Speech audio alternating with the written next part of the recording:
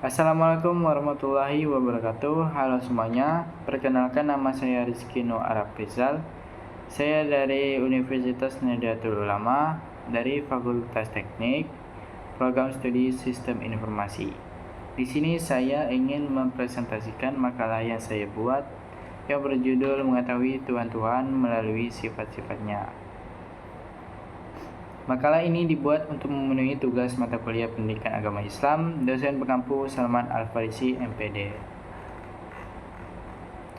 Kata pengantar, puji syukur saya panjatkan ke atas kehadirat Tuhan Yang Maha Esa, atas rahmat dan hidayahnya, sehingga segala aktivitas yang kita laksanakan dapat berjalan dengan lancar, selalu membawa keberkahan. Saya dapat menyelesaikan tugas ini dengan tepat waktu. Tidak lupa saya ucapkan terima kasih kepada Bapak Salman Al-Farisi, MPD, selaku dosen pengajar mata kuliah Pendidikan Agama Islam yang telah membimbing dan memberi arahan. Akhir kata, ada kekurangan dalam isi makalah ini. Saya mohon maaf dan saya harapkan saran dan kritik dari pembaca demi perbaikan dan kesempurnaan dari makalah kedepannya. Dan saya harap makalah ini dapat menambah wawasan dan pengetahuan kita di mata perkuliahan Pendidikan Agama Islam. Pendahuluannya, keimanan kepada Tuhan merupakan dasar utama dalam ajaran Islam. Salah satu cara untuk mengenal Tuhan adalah melalui pemahaman terhadap sifat-sifatnya yang mencerminkan kesempurnaan dan keesaan Tuhan. Dengan memahami sifat-sifat tersebut, manusia dapat mengenal Tuhan secara lebih mendalam serta memperkuat keyakinan dan kualitas ibadahnya. Dalam kajian ilmu Tauhid, pembahasan mengenai sifat-sifat Tuhan memiliki peran penting dalam menjaga kemurnian akidah. Pemahaman yang benar terhadap sifat-sifat Tuhan membantu umat Islam terhindar dari kesalahan dalam memahami konsep ketuhanan, sekaligus membentuk sikap dan perilaku yang selaras dengan nilai-nilai keimanan. Oleh karena itu, kajian tentang mengetahui Tuhan melalui sifat-sifatnya penting untuk dipahami secara sistematis dan ilmiah. Baik, rumusan masalahnya, bagaimana konsep Islam Allah dengan dalam teologi Islam menurut Al-Quran dan Hadis. Kedua, bagaimana sifat-sifat Allah dijelaskan dan dikontekstualisasikan oleh para musafir dalam tafsir Al-Quran. Dan yang ketiga, bagaimana ayat-ayat Al-Quran menjelaskan sifat-sifat ketuhanan dalam konteks Al-Kahf ayat 868 sampai 70. Tujuannya untuk mengetahui latar sifat-sifat Allah dalam teologi Islam menurut Al-Quran dan Hadis. Kedua, untuk mengetahui sifat-sifat Allah dijelaskan dan dikontekstualisasikan oleh para musafir dalam tafsir Al-Quran. Dan yang ketiga, untuk memenuhi dan mengetahui ayat-ayat Al-Quran menjelaskan sifat-sifat ketuhanan dalam konteks Al-Quran Kahf ayat 68-70. Baik, pembahasannya pertama, sifat-sifat Allah dalam teologi Islam menurut Al-Quran dan Hadis. Dalam teologi Islam, pembahasan mengenai sifat-sifat Allah merupakan bagian fundamental dari kajian Tauhid. Umat Islam diperintahkan untuk mengenal Allah bukan melalui zatnya secara langsung, karena zat Allah bersifat mutlak dan tidak dapat dijangkau oleh para manusia, melainkan melalui nama-nama dan sifat-sifatnya, sebagaimana dijelaskan dalam Al-Quran dan Hadis. Oleh karena itu, konsep sifat-sifat Allah menjadi sarana utama dalam memahami keesaan, kesempurnaan, dan kemahakuasaan Tuhan dalam Islam. Unsur yang pertama dari konsep sifat-sifat Allah dalam Al-Quran. Al-Quran secara eksplisit dan implisit menjelaskan sifat-sifat Allah melalui ayat-ayat menegaskan keagungan dan kesempurnaannya. Allah digambarkan sebagai Maha Mengetahui, Al-Alim, Maha Kuasa, Al-Qadir, Maha Pengasih, Ar-Rahman, Maha Penyayang, Ar-Rahim, serta Maha Esa, Al-Ahad. Ayat seperti laisa kamitslihi syai'un, surah Asy-Syu'ara ayat 11 menegaskan prinsip tanzib, yaitu penegasan segala bentuk penyerupaan Allah dengan makhluknya.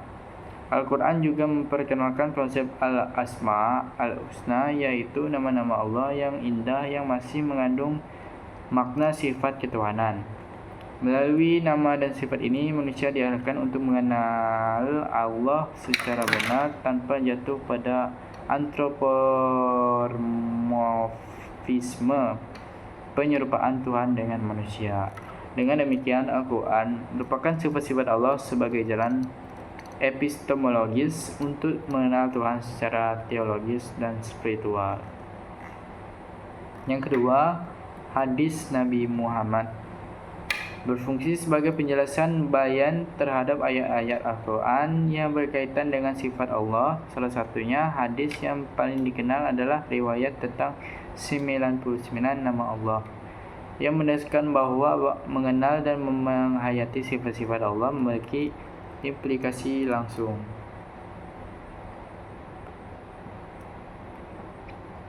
Selain itu, hadis-hadis Nabi juga menegaskan keseimbangan antara pengakuan terhadap sifat Allah dan larangan untuk membahas zat Allah secara spirituali.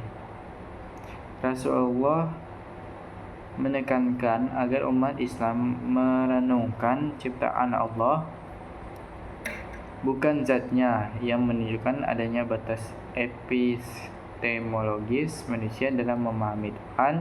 Hal ini memperkuat prinsip bahwa sifat-sifat Allah harus dipahami sesuai dengan wahyu, bukan semata-mata spiritualisasi rasional. Pembahasan yang kedua, sifat-sifat Allah dijelaskan dan dikontekstualisasikan oleh para musafir dalam tafsir Al-Quran. Dalam kajian tafsir Al-Quran, salah satu tema yang paling sentral dan kompleks adalah penafsiran sifat-sifat Allah, asma wa sifat. Hal ini bukan hanya persoalan linguistik semata, tetapi juga menyentuh aspek akidah dan teologis Islam. Karena bagaimana seorang memahami sifat Tuhan akan menentukan bagaimana ia memahami tauhid dan hubungan manusia dengan Allah Subhanahu wa taala. Unsur pertama dari itu pendekatan literal dan zahir.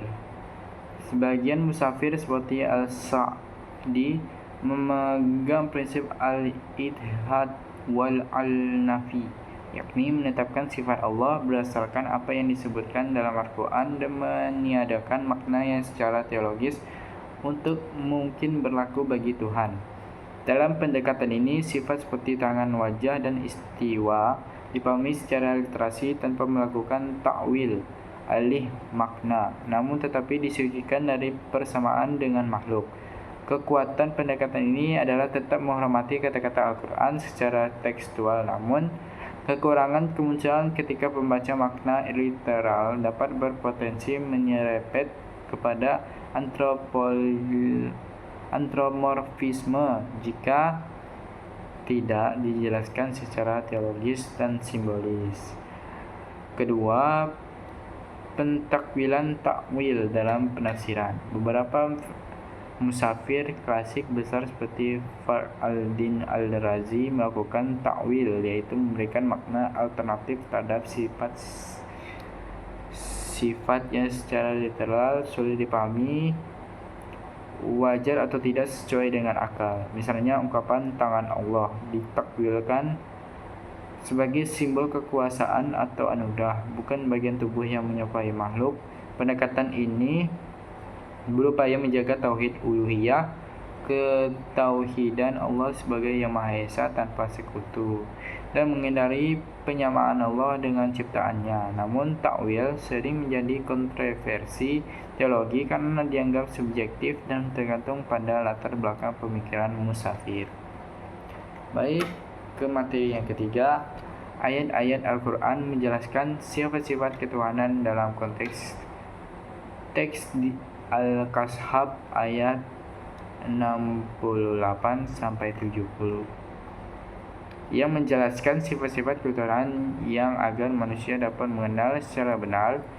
Salah satu rangkaian ayat yang secara eksplisit memuat penegasan sifat-sifat ketuhanannya adalah surat Al-Kahf ayat 68-70. Ayat ini menegaskan kekuasaan mutlak, ilmu yang sempurna, serta keesaan Allah dalam menciptakan dan mengatur alam semesta. Melalui ayat-ayat tersebut, Al-Quran membangun landasan teologis yang kuat bagi pemahaman tauhid dalam Islam. Unsur yang pertama, analisis sifat ketuhanan dalam Kahf. Surah Al-Kahf ayat 68 menegaskan sifat Maha Kuasa Al-Qadir Allah melalui pernyataan bahwa Allah menciptakan apa yang Dia kehendaki dan memiliki hak untuk dalam menentukan pilihan. Rasa wa rabbuka yaqulu ma yas'au wa yaqtar menunjukkan bahwa kehendak Allah tidak dibatasi oleh apapun dan tidak tergantung pada makhluk. Ayat ini sekaligus menafsir anggapan bahwa manusia atau makhluk lain memiliki kuasa menentukan hukum atau ketetapan sejajar dengan kehendak Tuhan. Baik, penutup kesimpulannya, mengetahui Tuhan melalui sifat-sifatnya merupakan pendekatan teologis yang fundamental dalam Islam karena sifat-sifat ketuhanan menjadi jembatan rasional dan spiritual antara manusia dan Allah Subhanahu wa taala. Kajian dalam berbagai artikel dan jurnal menunjukkan bahwa sifat-sifat seperti Maha Esa, Maha Mengetahui, Maha Kuasa, dan Maha Pengasih tidak hanya berfungsi sebagai konsep teologis abstrak, tetapi juga sebagai landasan etika dan kesadaran eksistensial manusia. Dengan memahami sifat-sifat Allah secara mendalam melalui Al-Quran dan kajian ilmiah, manusia diarahkan untuk mengenal Tuhan secara lebih reflektif, kritis, dan bertanggung jawab.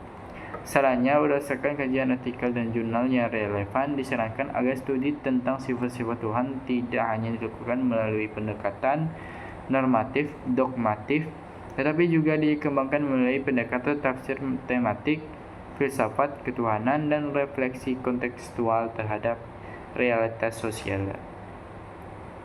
Baik, hanya itu saja yang dapat saya sampaikan. Mohon maaf jika ada kata yang salah dan kurang berkenan di hati kalian. Saya tutup. Wassalamualaikum warahmatullahi wabarakatuh.